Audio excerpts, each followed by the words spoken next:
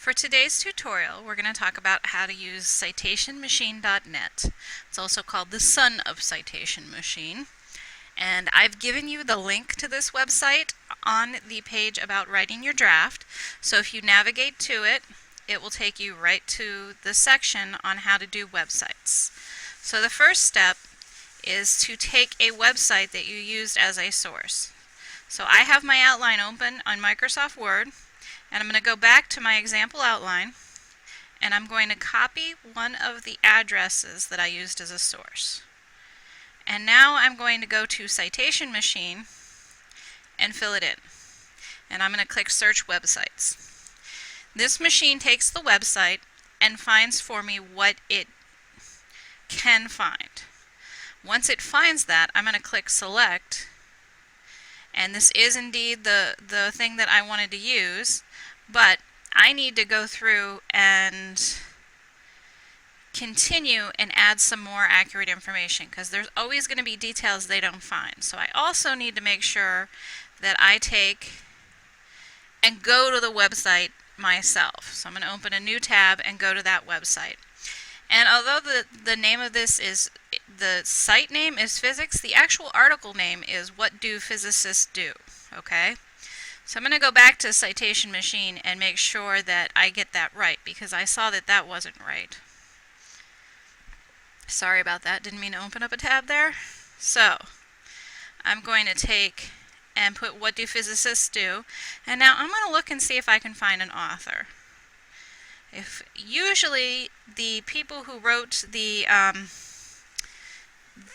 web page will have their contact information in a About Us, okay? So I'm looking for About Physics, maybe?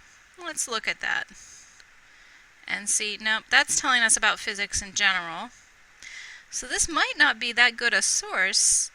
Let me keep looking and see if I can find anything about who this is. We have faculty and staff.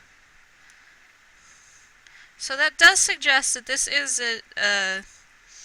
a web page that was created by a college. And we also have the questions and comments to the webmaster. If I click on that, it gives me this email to D English. Okay? So D English is Darlene English. So she's the senior laboratory instructor. So since it's sending the email to her, I'm going to go ahead and call her the author. It's trying to open my email program. Sorry about that. So I'm going to go ahead and call her the author.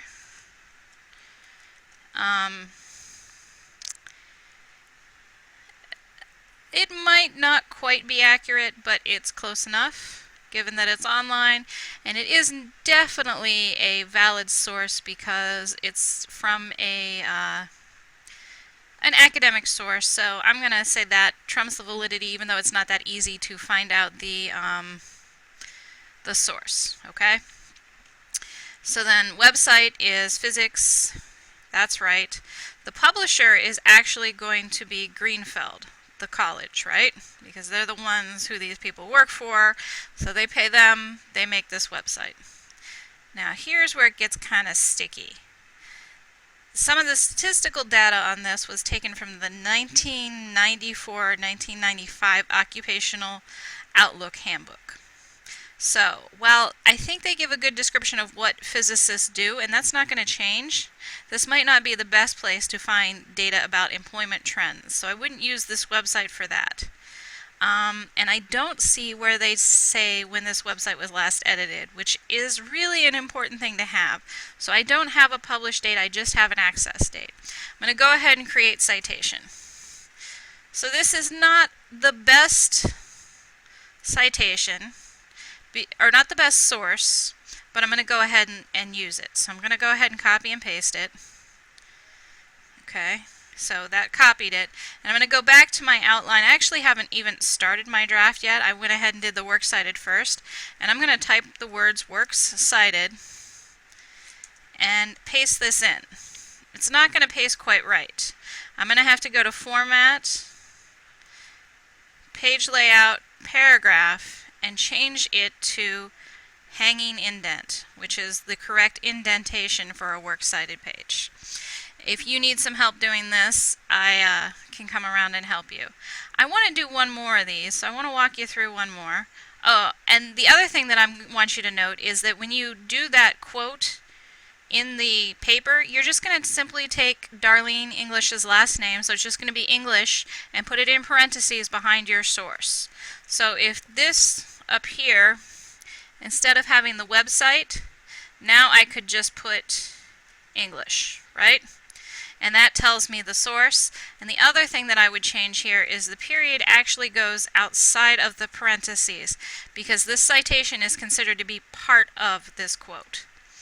So let's do my next one. Let's go ahead and look at, let's actually do the third one, the Bureau of Labor and Statistics, because I know this is an extremely valid source. So now I'm going to go back to website, and I'm going to go ahead and click on website and paste and search again. I'm thinking that this source, since it's a really valid source, I have a very firm grasp on it, it's going to find most of the information. That said, it didn't do that good a job. So let's open this website. And it's kind of a little different. One of the things that I know is that the author is going to be the Bureau of Labor and Statistics, which is a very strange sounding author to have. But that is actually the author for this website. However, the title of the site of the page that I accessed was Physicists and Astronomers. So I'm going to go ahead and put that in there for the title. And now I'm going to go down. The website title is actually not the Bureau of Labor and Statistics. It's actually the Occupational Outlook Handbook. Okay? So I'm going to go ahead and paste and fill that in.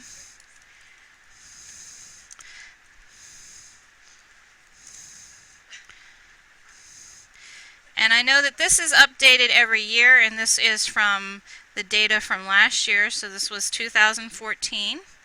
So I'm going to go ahead and fill that in, and I'm going to click Create Citation. And now I have another citation. Oh, why didn't it do it? Oh, now I have another citation in my list. I can copy and paste.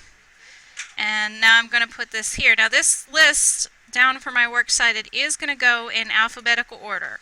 So English, I paste in physicists. It happens to come after E, so I'm good with that.